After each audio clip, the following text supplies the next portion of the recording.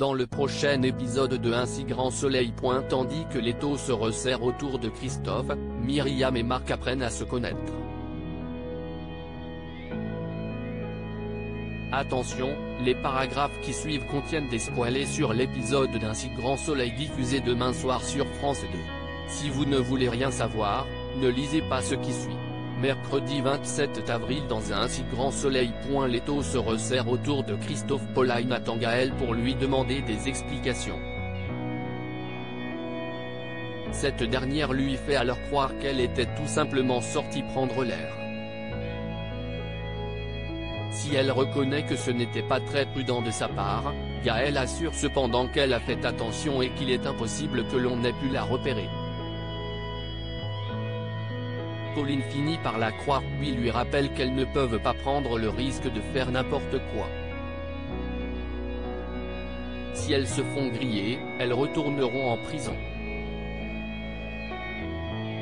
Aussi demande-t-elle à son ami de faire attention avant de la mettre en garde contre Mathieu.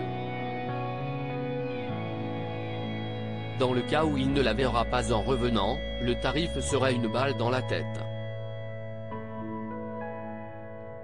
Non loin de là, Alex se réveille d'une nuit particulièrement agitée, ce qui n'a pas échappé à Julie qui cherche à lui échanger les idées.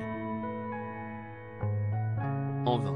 Au commissariat, Alex retrouve Manu qui l'informe que leurs homologues espagnols n'ont jamais entendu parler de Pauline et Gaël. Alex tente donc de le mettre sur une autre piste mais le capitaine Léonie persiste et contacte ses indices dans l'espoir d'obtenir des infos. Plus tard, Alex fait la connaissance de Faiza Giraud, la personne qui va superviser la suite des opérations. Désormais, ils travailleront ensemble pour recueillir un maximum d'informations sur les activités de Pauline Chollet et de ses complices. À compter d'aujourd'hui et pour toute la durée de l'infiltration, Faiza sera donc la référente d'Alex. Peu après, Faiza fait part de son plan à Alex. Lors de son prochain point avec Gaël, le policier devra lui montrer des photos pour qu'elle identifie formellement les faux monnayeurs. Pendant ce temps, Christophe discute avec un ami qui précise qu'Achille, l'adolescent avec lequel il a joué au basket il y a quelque temps, apprécie beaucoup les moments passés avec lui et qu'il aimerait bien le voir plus souvent.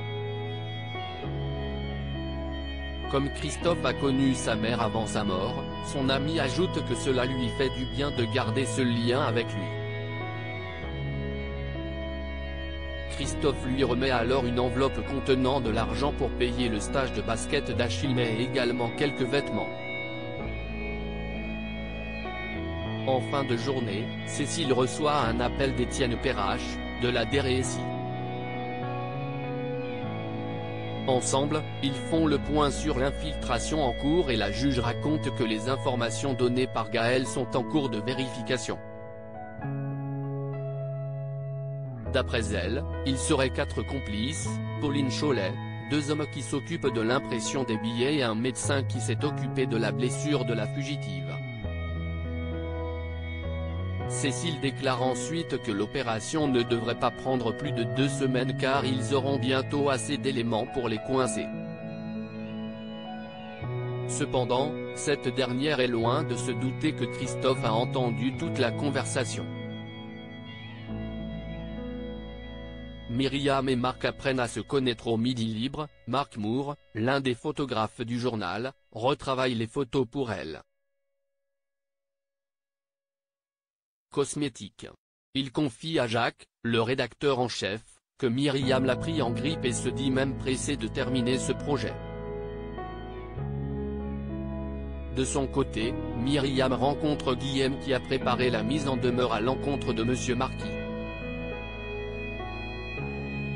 Néanmoins, l'avocat n'est pas inquiet quant à l'issue de cette histoire et se dit même certain que le client ne prendra pas le risque d'être en cessation de paiement. Plus tard, Marc reçoit un appel de son père qui craint que son petit accrochage avec Myriam ne nuise à leur partenariat dans le futur. Il se demande alors s'il ne devrait pas prendre le photographe qu'elle avait choisi pour arranger les choses. Trouvant l'idée absurde, Mark offre d'apporter lui-même ses photos à Myriam puis de la laisser prendre une décision. Sans attendre, Mark se rend à elle. Cosmétique pour déposer ses premiers tirages.